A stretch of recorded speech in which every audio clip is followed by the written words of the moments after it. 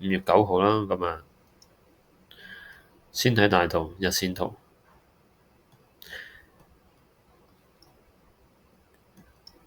週線圖大頂就之前嗰啲冇乜特別變化啦，上面25,000下邊19,000啦，日線圖。今日見到個價格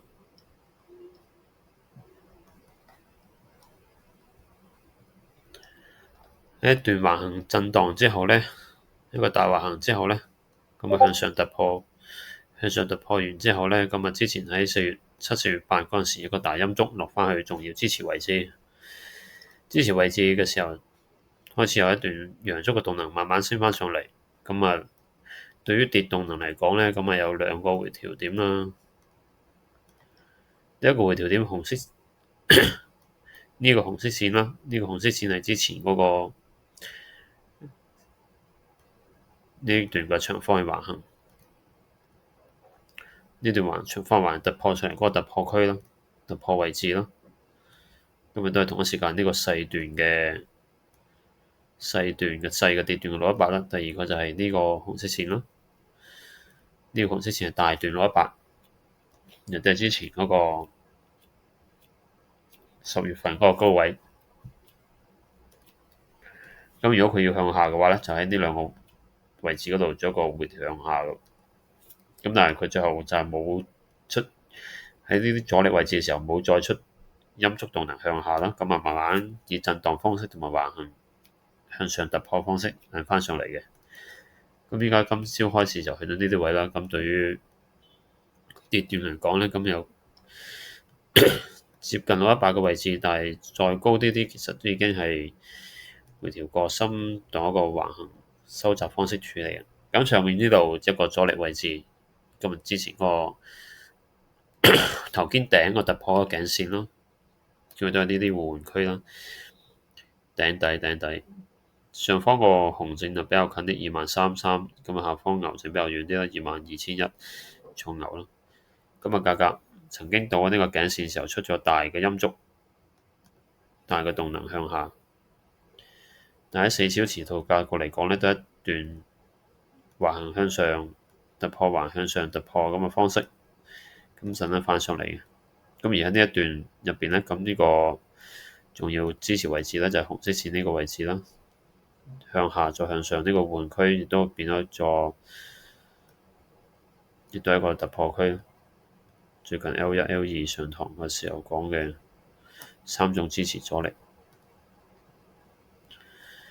放細一格睇，咁啊呢個上面紫色線頸線啦，咁都係一個支持啦，咁夾喺中間啦。再放細一格1小時圖睇，1小時圖入邊都見到價格上咗嚟呢個紅色線嘅時候咧，又向上突破回測咗個雙底嘅雙底之後移咗啦，呢度有個細嘅橫行咯，細橫行之後一個禁區停動向上突破，然後急速拉升，終結段去到23,200左右，然之後一個陰燭落嚟嘅，具有力量啦，破呢個最後發力禁區啦，破結構破慣性就先諗中性啦。咁而呢一段618個位置咧，亦都係有驗證啦，有個30分鐘或者再開細啲15分鐘嘅禁區，30分鐘、15分鐘禁區618，咁喺夜期時候咧做一個反應，咁慢慢落返嚟。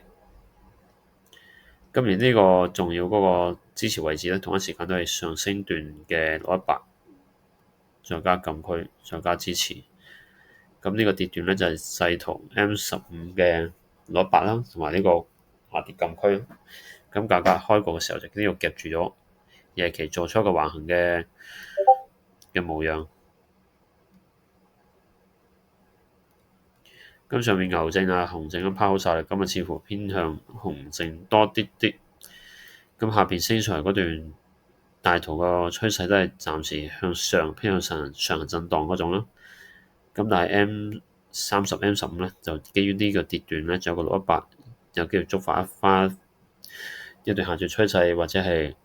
橫行，或者打一段上升的回調去翻呢啲位置。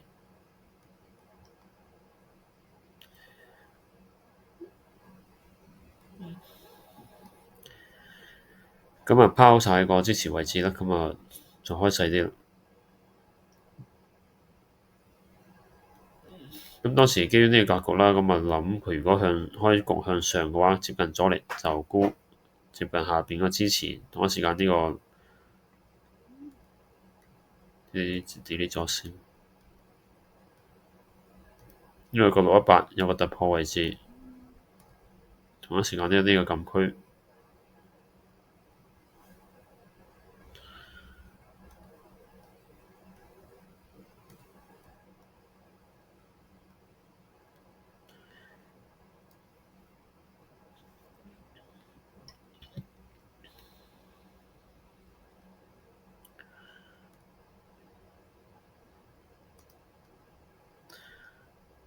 618位置嘅禁區都係橫行底啦，咁就喺呢個橫行入邊嘅動能上咧，陰陽燭差不多，陰燭向下落到嚟支持位，咁但係陽燭上翻嚟抵消翻，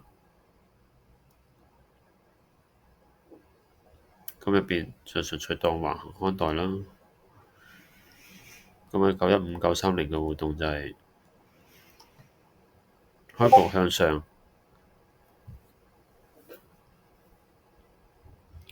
咁呢度都有個橫行嘅一底一底兩底，一頂兩頂，咁啊上面咧做一個二 B，咁個價格開始停喺度做一個二 B 回測嘅橫行頂，咁有機會落翻去下邊嗰啲位置啊，同埋做一個大嘅橫行咯。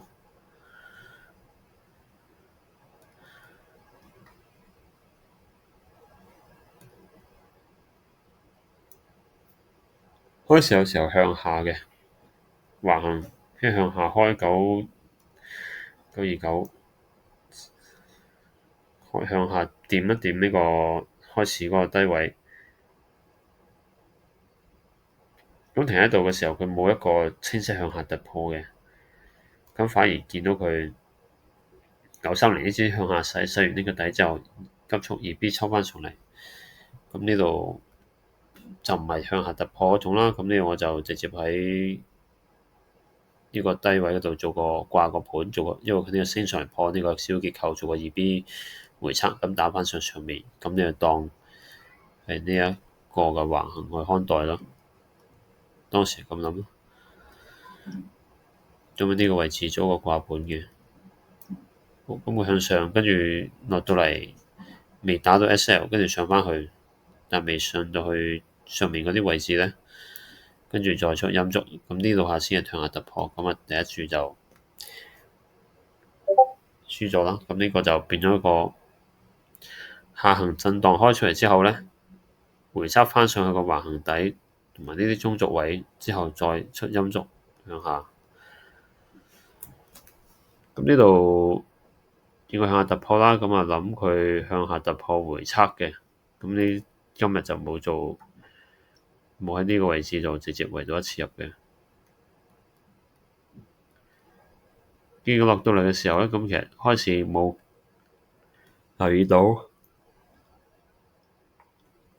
呢個位置同一時間升段嗰個618，咁啊冇拍到呢個支持位，咁咪得心諗住佢落到嚟下佢一關入呢度啦。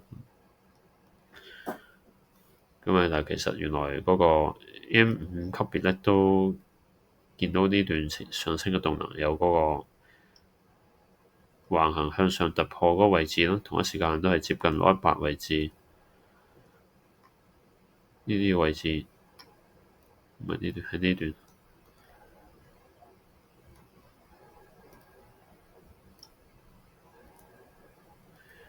618位置都係呢個突破橫行突破區，同呢個都有啲似。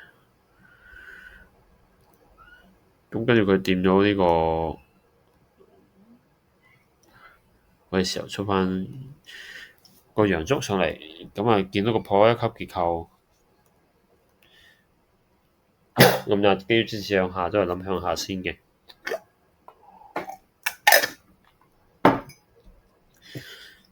分別掛呢個針第一注啦，第二注係呢個底嘅突破位咯。同埋呢個第二隻腳呢個位置，咁分開三個掛盤。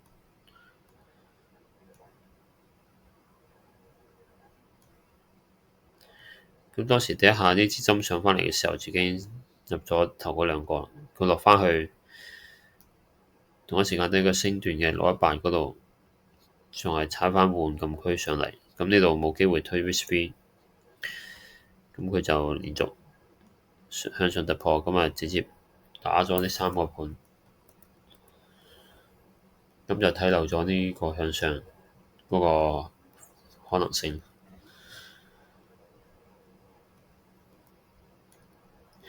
之後價格上到嚟嗰個前頂位置啦，咁啊一係就突破回測，一係就2B。咁觀察到個動能向上突破意欲唔係好強，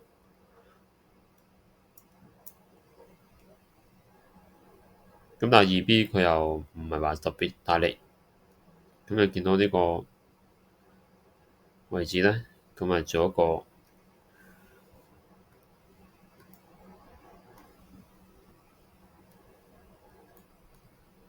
向上突破回測，係踩呢一個禁區，踩呢個頂部，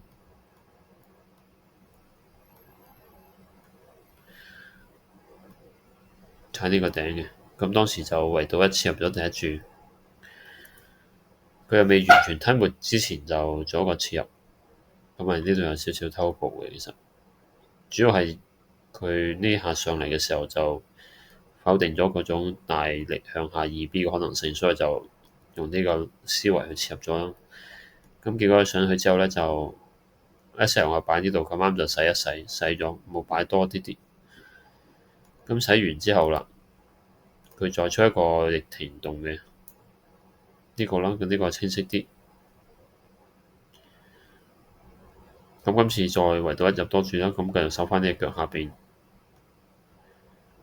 咁第一關個 TP 就係橫1:1，咁啱就上面紅色呢個禁區咯，至 M30嗰個 M15、M30嗰個禁區位置。切入完之後，佢向下入翻個橫行入邊，入翻呢個細嘅橫行入邊。咁喺個禁區，喺個橫頂上面有個禁區，跟住向上突破。嗱，如果向下突破，呢度冇再掛多注嘅，因為上面個禁區又頂住啦。咁其實呢一注都係有啲風險嘅，因為考慮嘅時候都唔考慮呢個禁區唔係特別強。咁見果佢變相佢就唔係即刻2B 衝上嚟，而係喺呢個頂部度個震盪小幅橫行向上突破開上去之後，先再做2B 落返嚟。咁見到個禁區換咧，都有機會諗到係破慣性波結構會 2B 回測打返落下邊啦。咁基於呢段開始嘅陽燭，咁就優先諗向上，咁618禁區呢度做一個掛盤。咁但係都留意到佢向下嘅可能性。咁上呢一注冇打到 SL 嘅時候咧，見到佢呢個咁嘅跑法可能性咧，咁嘅價格喺呢啲中間位嘅時候咧，就手動平一倉嘅。直到見到呢一個啦，一個換區啦，呢個停啦，咁呢度出支陰燭未落到底，我就手動平一倉。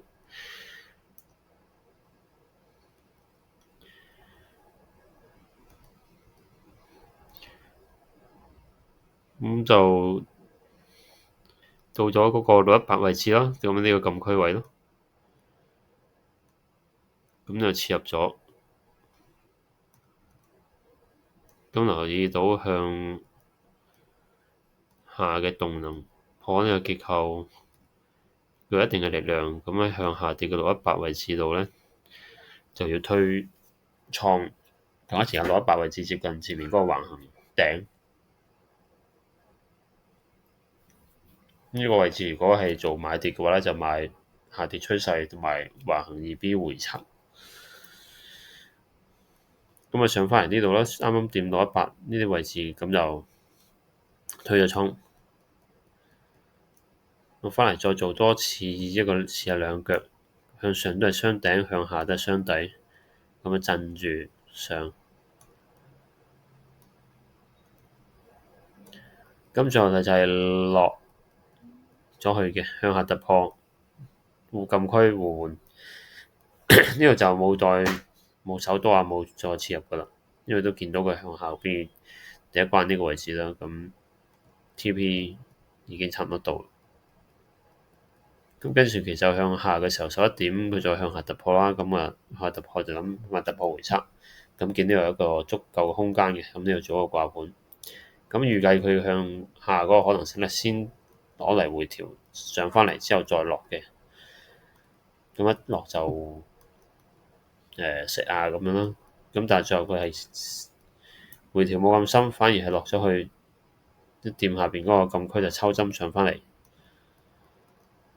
咁變咗咁樣入嘅話就唔係好靚。咁入咗就都佢冇落到去嗰啲位置啦。咁變咗冇推到倉。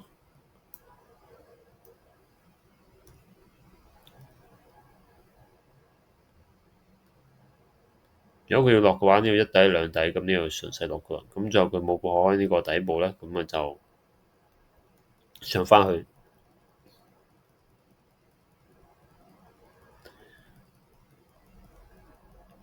咁就午市嘅時候，再攞翻呢條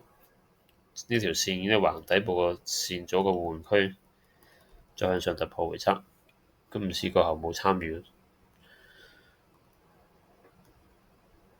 咁回顧翻今日嗰個 trade 啦，思路上嚟講咧，向下突呢個位置，佢唔係重要嘅支持位。咁但係價格去到呢度嘅時候，咁佢出一支一陽燭抽翻上嚟，係有條件做2B 嘅。咁呢度切入咗，但係亦都知道個風險啦，咁所以係好細注啫。個賣升嗰個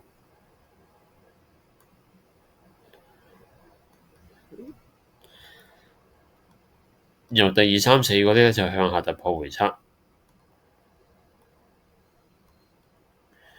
先呢幾個手嘅距離都夠。咁但係唯一唔好嘅地方就係冇留意到 M5嗰個位置618呢個橫行頂度咧，其實佢都有機會有反應喎。咁冇預判到呢一下，咁變咗當我切入咗嘅時候咧，佢一旦向下嘅時候就冇做保護動作，冇即刻推啦，咁啊變咗就打翻上嚟。咁但係都合理嘅，因為晨光向下啊嘛，風險胃納個 R 都夠下潛咗 R 喺下邊。咁之後上翻嚟呢個位置咧，咁喺橫頂度做個賣升嘅動作，呢個就唔靚嘅，因為上面個禁區比較近已經擋住咗啦。咁啊潛在 R 唔高，上咗去機率大唔大一回事，另一回事就係佢嗰個潛在回報比唔豐厚，唔係好值得。而且接近呢個位置啦，咁啊阻力位置不賣升，咁應該傾向諗買跌，係會優勢少少嘅。咁所以呢個第一個買跌呢處咧，再加埋偷步啦，咁其實就唔係咁理想啦。咁而後邊呢個熱停動入咗去之後咧，見佢上翻去嘅時候，考慮到佢有機會做一個向下嘅考法，咁呢個時候我就因為冇風險嘅關係，資金保護啦，同埋風險考慮啦，我就冇直接買向下，而係喺呢個位置將買升嗰處嘅倉位開始部分減倉，跟住去到呢度出呢啲資金觸吞沒嘅時候，直接減埋咯。咁啊手動平咗倉，咁呢個動作我覺得係幾理想嘅，作為補救嘅一種，因為佢落到嚟已經否定啦上升延續嗰個可能性啊嘛。咁之後佢冇彈到咁高，咁佢冇彈到嗰個切入位畀我走，咁但係見到佢下跌嘅可能性就而去減倉啦。然後落翻嚟呢個位置咧，618禁區順翻即時向上破開結構，咁呢個位置切入，咁都有足夠嘅空間可以推 risk free 啊，咁呢個都好好夠啦。只不過去呢度嘅時候咧，就選擇咗推倉而唔係食半留半嗰種策略。咁我哋後邊呢個位置向下突破回測，掛呢個位置都冇問題。如果有足夠利潤空間，咁只不過就係個價格係先到下邊再上嚟嘅時候咧，咁成件事嘅性質就唔同咗啦。如果係先上咗嚟再落咧，咁就可以。咁但係佢已經到咗下邊嘅禁區啦，咁啊，同埋抽針呢個動作，再配合一段連續3支嘅陽燭，咁變相呢個買跌嘅盤嘅應該 suppose 取消啊。咁下晝上翻嚟向上突破回測，呢個就由一個突破區變咗換區，咁有反應啦。咁呢段一段陽燭動能，再強趨勢淺回調，做個收窄三角或者係嗰個細嘅長方形向上突破到咗之前嗰個頂，今朝嗰個頂部咯，出一個逆停動。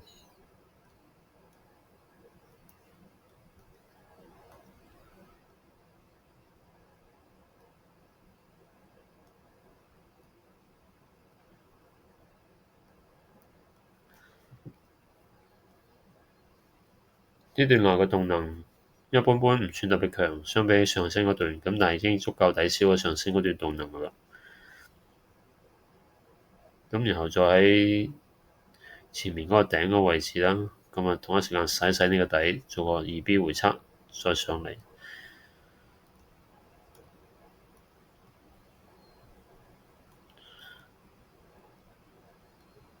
向上破呢個結構回踩，再上到我前面嗰個頂嗰度，就咁樣。今日雖然輸嘅 trade 多，但係心入邊嗰個感覺唔算話太波動嘅，因為知道輸乜嘢係呢一個位置就 miss 咗。咁啊，下次修正嘅時候咧，咁我應該 M15或者 M5嘅時候級別，可能再拋啲細嘅支持位置啊，咁會更加好。